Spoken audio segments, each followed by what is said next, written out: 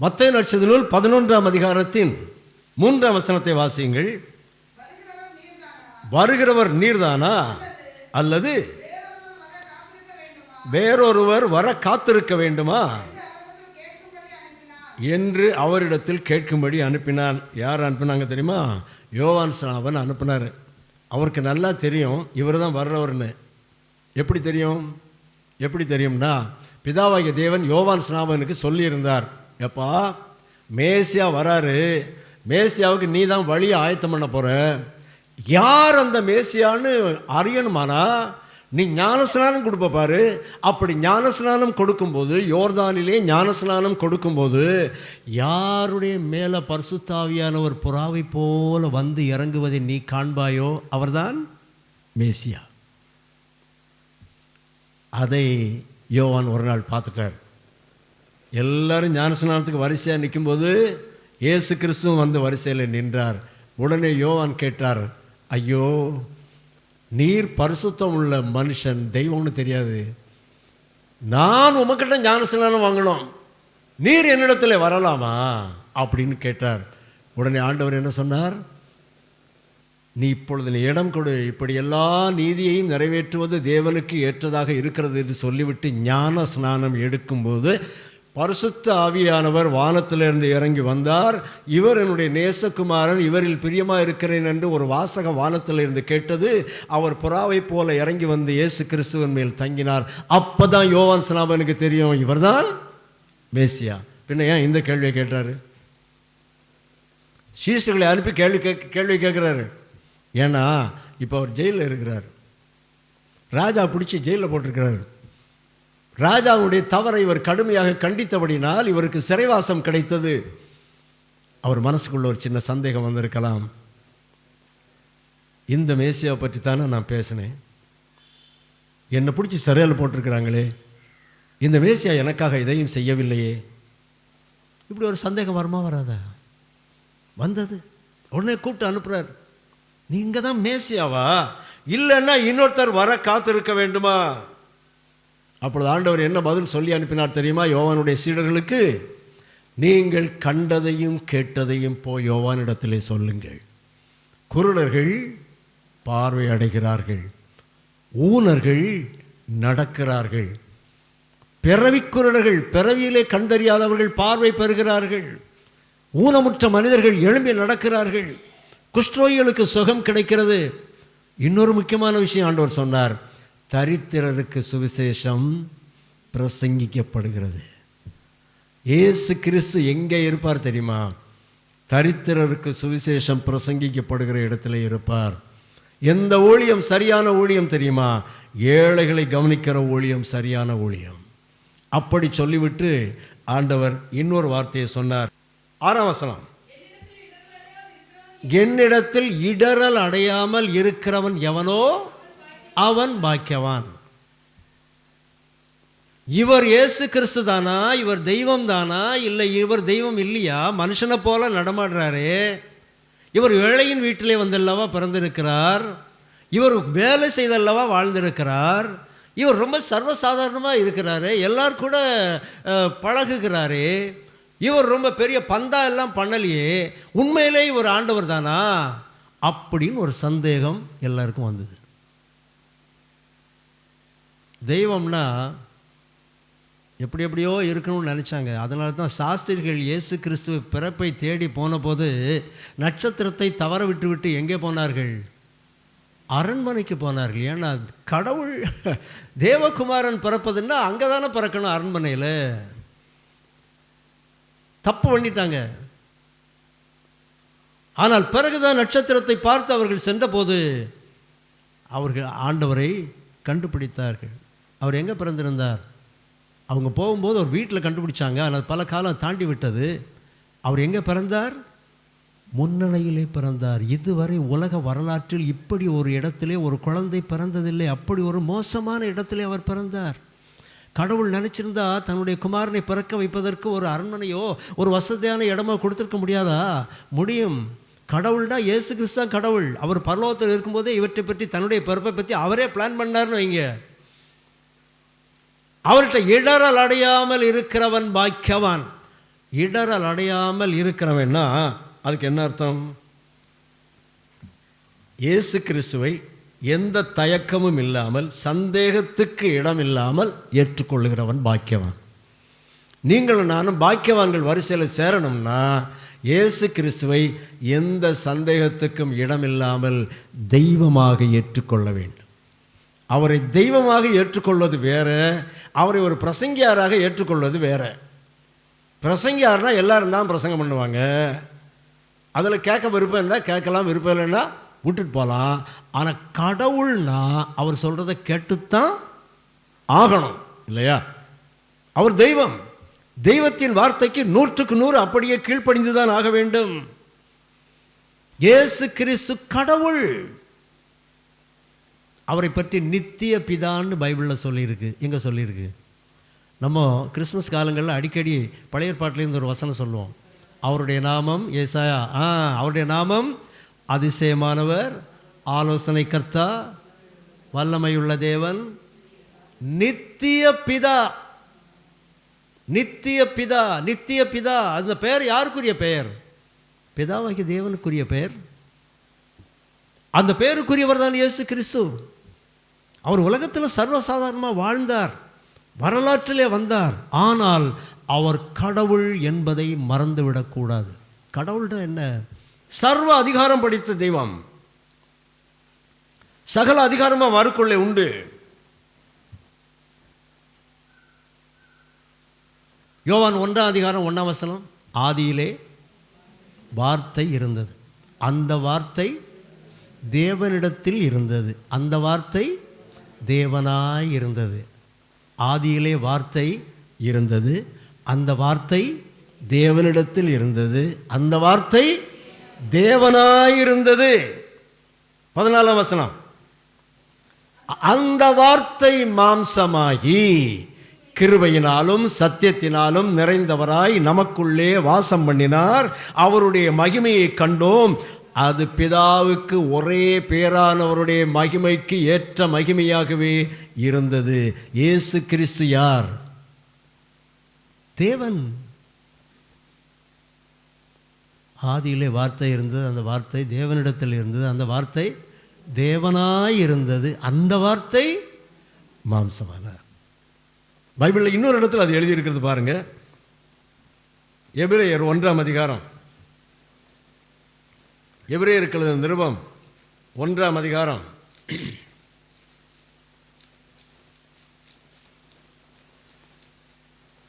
நான் வாசிக்கிறேன். எபிரேயர் 1:8 குமாரனை நோக்கி, தேவனே உம்முடைய சிங்காசனம் என்றைக்கும் உள்ளது, உம்முடைய ராஜ்யத்தின் செங்கோல் நீதி உள்ள செங்கோலாய் இருக்கிறது. நீர் நீதியை விரும்பி அக்கிரமத்தை வெறுக்கிறீர். ஆதலால் தேவனே உம்முடைய தேவன். போதும். இந்த வார்த்தைக்காக தான் வாசிக்க சொன்னேன். ஆதலால் தேவனே அப்படி கூப்பிடுறது யார? இயேசு கிறிஸ்துவை. உம்முடைய தேவன் அப்படி கூப்பிடுறது யார? பிதாவாகிய தேவனை. 2 பேரும் ஒருத்தர் தானே இல்லையா? 2 பேரும் ஒருத்தர் தான் அன்பானவர்களே, ஒருவர் தான். பிதா, குமாரன், பரிசுத்தாவி 3 பேர் திரித்துவம் என்று நாம் சொல்லுவோம் இல்லையா? இந்த 3 பேரும் சந்தித்த ஒரே இடம் எது தெரியுமா?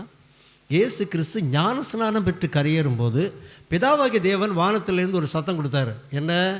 இவர் என்னுடைய நேசகுமாரன், இவரில் பிரியமாக இருக்கிறேன். இயேசு கிறிஸ்து பூமியில் இருக்கிறாரு. யார் இறங்கி வந்தா? பரிசுத்தாவியார். 3 பேரும் அந்த இடத்துல நீங்கள் பார்க்கலாம். 3 பேரும் ஒருத்தரா? 3 பேரும் 3 பேரா? என்ன சார் இது கேள்வி? 1 கூட்டல் 1 கூட்டல் 1 எவ்வளவு? 1 கூட்டல் 1 கூட்டல் 1 எவ்வளவு? 3. 1 பெருக்கல் 1 பெருக்கல் 1 1. 3 பேரும் 3 பேரான்னு கேட்டால் ஆமான்னு சொல்லுங்கள்.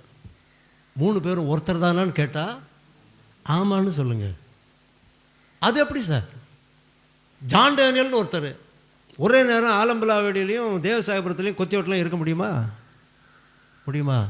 முடியாது. ஏன்னா ஜான் டேனியல் மனுஷன்.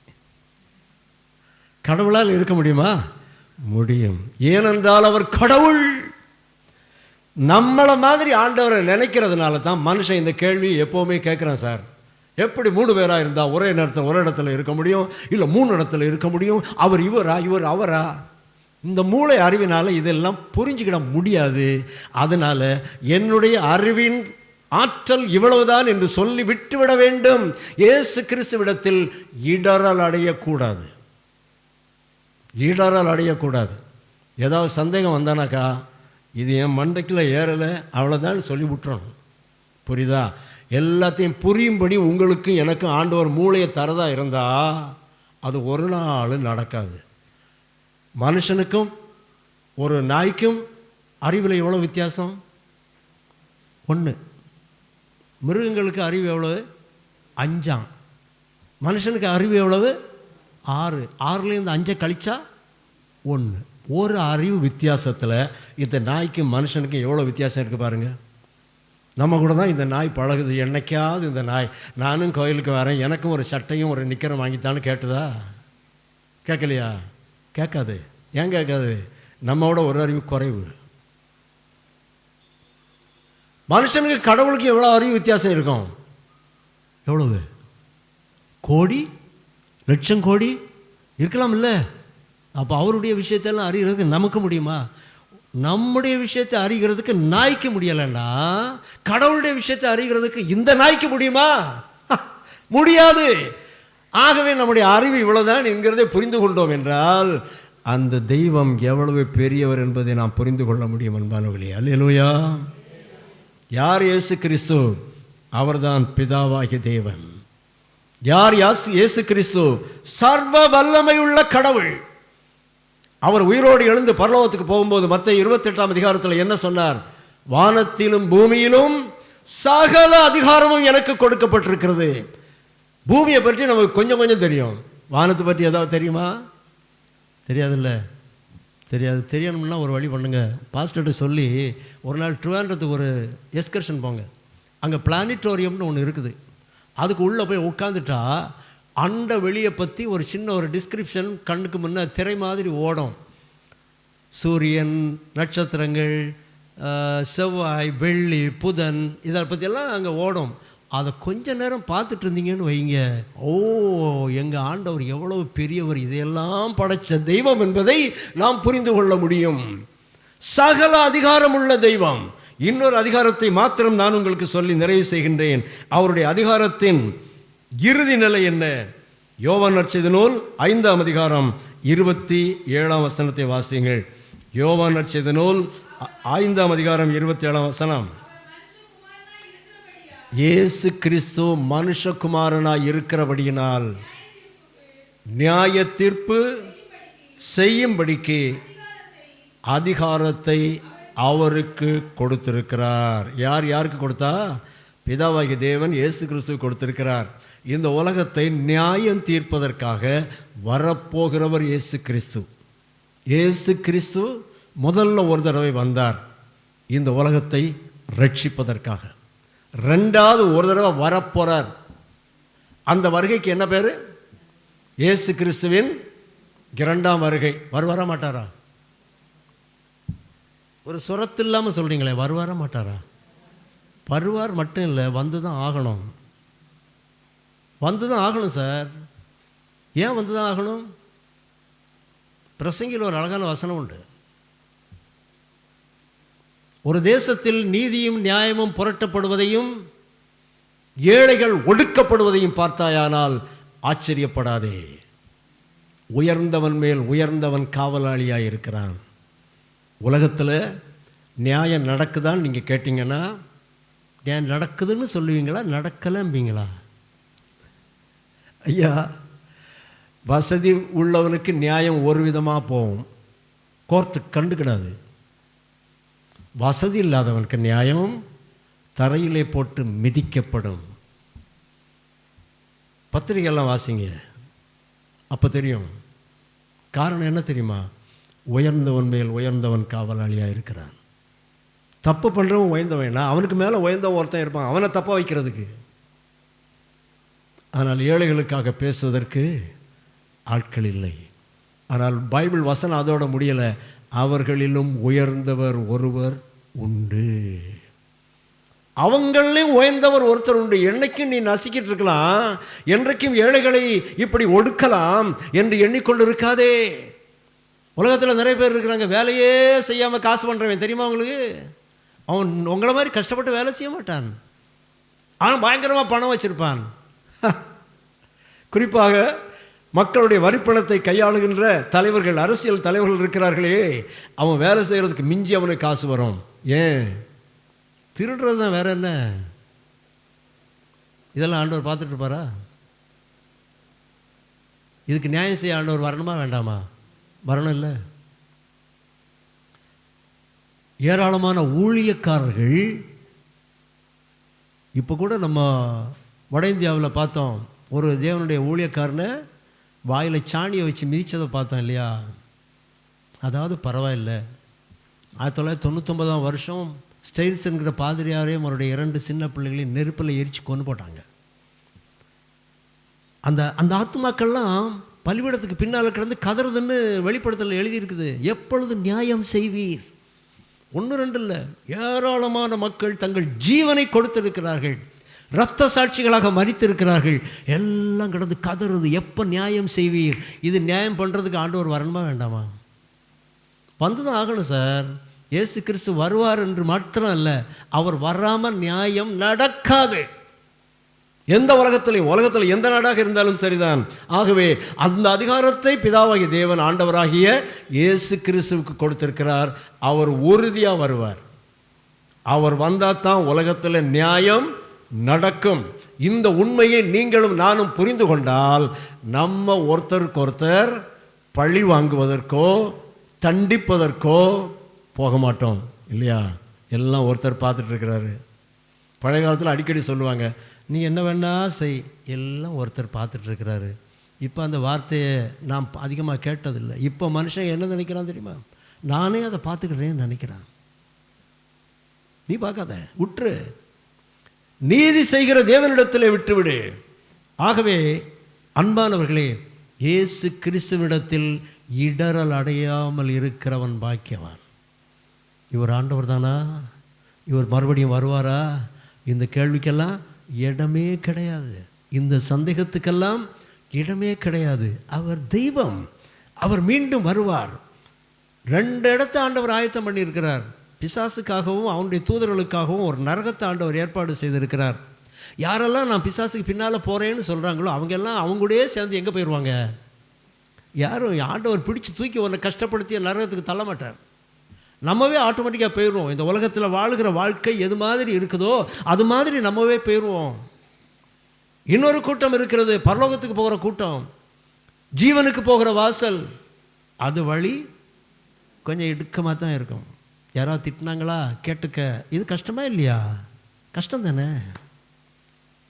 இருதயத்தில் கெட்ட சிந்தை வருதா? அதை செய்யாத, ஆண்டவர்கிட்ட போய் விழு, அதிலிருந்து வெளியே வர்றதுக்கு முயற்சி பண்ணு. இதெல்லாம் கஷ்டம் தானே. இதெல்லாம் தான் இடுக்கமான வாசல். அந்த வழியாக உட்பிரவேசித்தால் நேராக எங்கே போகலாம்? பரலோக ராஜ்யத்துக்கு போகலாம். ஆண்டவராக இயேசு கிறிஸ்து நியாயம் தீர்க்க வரும்போது பிசாசின் பிள்ளைகள்லாம் அவங்களாவே ஓடி ஒளிவாங்களாம். மலைகளே குன்றுகளே எங்களை மறைத்து கொள்ளுங்கள், இந்த ஆண்டவருக்கு முன்னால் எங்களால் நிற்க முடியலை. அவர் ஒன்றும் நரகத்துக்கு தள்ள மாட்டார். நம்மவே போயிடுவோம். அவருக்கு பிரியமாக வாழாமல் இருந்தால். அவருக்கு பிரியமாக வாழ்ந்தால் என்ன சொல்லுவோம்? வெளிப்படுத்தல் கடைசி அதிகாரத்தின் கடைசி வசனத்தில் சொல்லப்பட்டது போல, ஆமேன், கர்த்தராகிய இயேசுவே வாரும்.